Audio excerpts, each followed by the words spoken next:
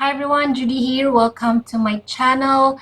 How are you guys? I hope you guys are doing well. So far here in Cebu City, we are doing good. We just stay at home. So during every week, I go out to buy some groceries, and sometimes I just order online. So I hope you guys are doing well. And today, I am going to teach you the prefix "gi." So this is very, very common in our day-to-day conversation. So before we start, for those who are very new, my name is Judy. I teach Conversational Bisaya Cebuano. Okay, so let's start with our lesson, Prefix-Gi. Prefix is, in Bisaya, that is unang dikit. Okay, unang dikit. It is a syllable joined to the beginning of another word to alter its meaning or create a new word. So prefix-gi denotes that an action has been done. Okay.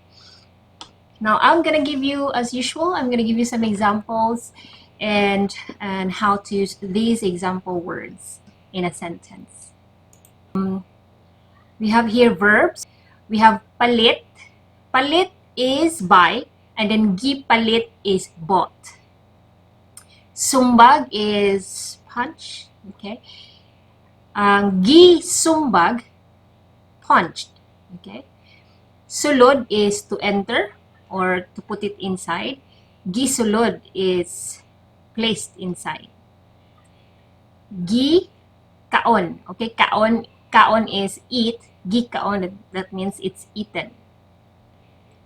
Okay, another set of examples. We have kanta. Kanta is sing. Gi kanta is sang. Okay. Next, we have luto. Luto is cook. Gi luto is cooked. Next, we have kulata. Kulata, that means, okay, or beat. Okay. Gi kulata means beaten. Okay. Mold. Patay is dead, or dead. Patay is dead, and then gi patay is murdered. So now I will use the first set of examples on how to use them in a sentence. Palit is buy. Okay. Unsay gi palit nimo. Unsay gi palit nimo. Unsa means what, and then gi palit is bought. Okay. And then nimo is you. The common answer is I bought, and then you state whatever you bought from outside. I bought, for example, bananas. I bought bananas. I bought groceries. So in Bisaya, that is ni palit ko og blank. Okay. In this case, we bought bananas. Okay. So I will say ni palit ko og saging. Okay. I bought bananas is ni palit ko og saging. So in this case, I will use the past tense of the verb. I will use ni. Okay? So ni palit instead of gi palit, because that will, if I use gi palit ko og saging, that really sounds funny. Okay, it's like you're being bought by a banana. So that's the sense there. So you must use ni. Okay, use the past tense if you are going to answer this question. Ni palit ko. But when you are going to ask what did you buy there, you will use gi. Okay, and then if you're going to answer I bought, you will use ni. Okay. Doer is identified in this statement. Usually after gi palit, there is nimo, there is a personal pronoun there. Okay, like who is the doer of the action. Another example, we are going to use the next example, which is sumbag. So in this case, we are going to involve three persons here, three people. We have the first person, second person, and the third person. How to use sumbag in a conversation, okay, in a sentence. So the first scenario is first person is talking to the second person. So these are the this is the sentence. He or she punched me. Okay, sumbag is punch, and then being punched is, or punched is gi sumbag, right? So he or she is niya. So he or she punched me is gi sumbag ko niya. Okay, so there is niya after, so there is a doer. Punch is gisumbag again is, and then me is ko, right? So that's first person to the second person. You're telling the second person that this third person over here punched me. Okay, now second person to the third person. So the second person is going to confirm or verify if he really or she really punched the first person.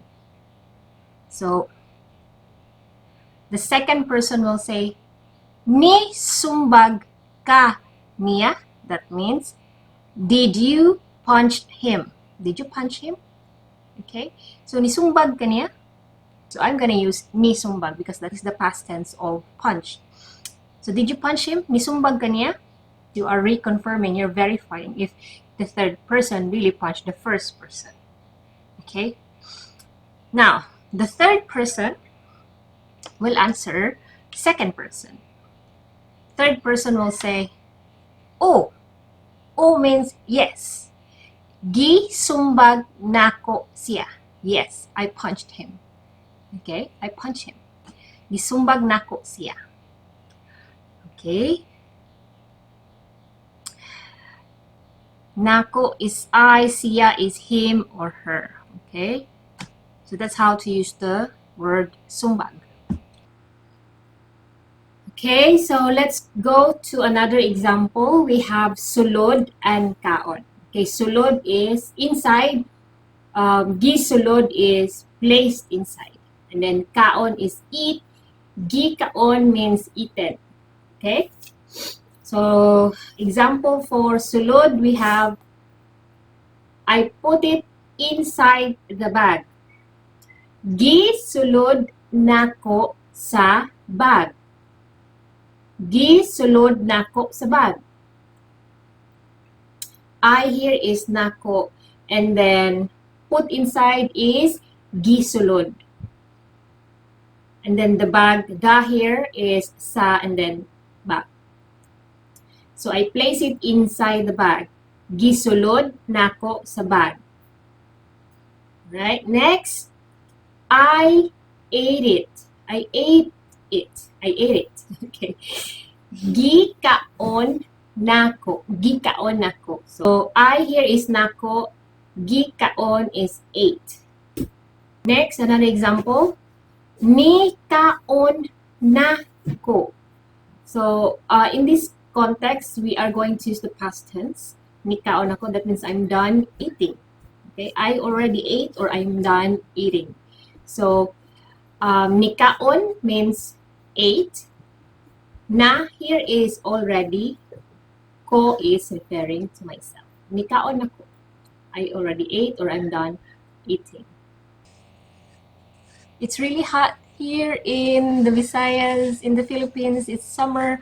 So I think the heat index we have right now is about 42 degrees Celsius. So that's the heat index. Even if I think the temperature we have is around 35, 36, and then the heat index is about 42, around that something. Okay, it is really hot nowadays. All right, okay guys, that is the Prefix-Gi and how to use it in a sentence. This is very common in our day-to-day conversation. Okay, everyone, that's the end of our lesson, the Prefix-Gi. If you have any questions, just leave it in the comments. The lesson materials will be available in my website, www.cebuano101.com. You may visit me there. If you want to access the rest of the lesson, you might need to subscribe to my members access plan. I'll see you again in the next video, and thank you so much for being with me today. Thank you so much for your time. All right, if you're very new, don't forget to subscribe and give me a like if you like this lesson. That really helps my channel. Okay, I'll see you next time. Bye.